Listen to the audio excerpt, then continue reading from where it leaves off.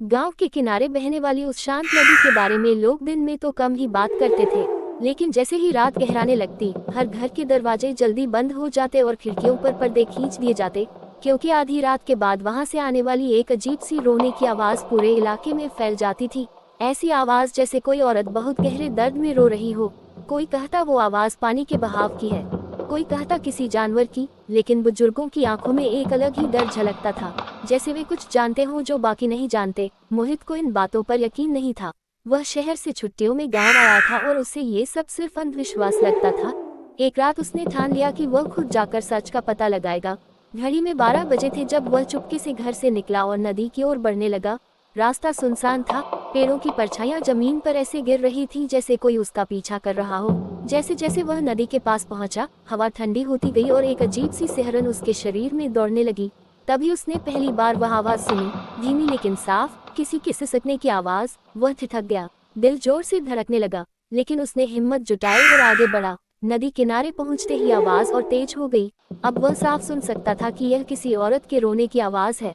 उसने इधर उधर देखा लेकिन वहां कोई नहीं था, सिर्फ बहता पानी और अंधेरा। तभी अचानक उसे लगा जैसे कोई उसके पीछे खड़ा है। उसने पलटकर देखा तो कुछ नहीं था, लेकिन आवाज अब उसके बिल्कुल पास से आ रही थी, जैसे कोई उसके कान के पास रो रहा हो।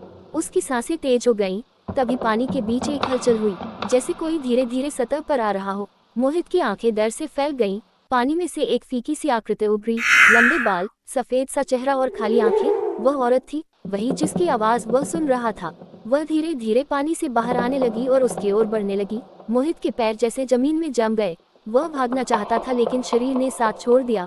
वह औरत उसके सामने आकर रुक गई और रोते रोते अचानक हंसने लगी। उसकी हंसी इतनी डरावनी थी कि मोहित के कानों में गूंजने लगी। फिर उसने फुसफुसाकर कहा, तुम भी सुनने आए हो ना? सब आते हैं, लेकिन कोई लौटकर नहीं जाता। मोहित का दिल जैसे थम गया। उसने पूरी ताकत से खुद को छुड़ाया और भागने लगा।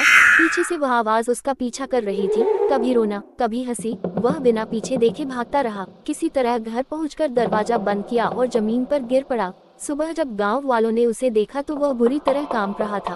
उसकी आंखों में डर साफ दिख रहा था। उसने सबको रात की बात बताई। तब गांव के सबसे बूढ़े आदमी ने गहरी सांस लेकर कहा कि कई साल पहले उसी नदी में एक औरत ने अपने बच्चे के साथ कूदकर जान दे दी थी। तब से उसकी आत्मा हर रात रोती है और जो भी उसकी आवाज के पीछे जाता है वह कभी पूरी तरह वापस नहीं आता। मोहित बच तो गया था, लेकिन उसके बाद उसने कभी उस नदी की तरफ नहीं देखा। और आज भी जब रात गहरी होती है, उस गांव में वही रोने की आवाज गूंजती है, जैसे कोई अब भी इंतजार कर रहा हो किसी और के आने का।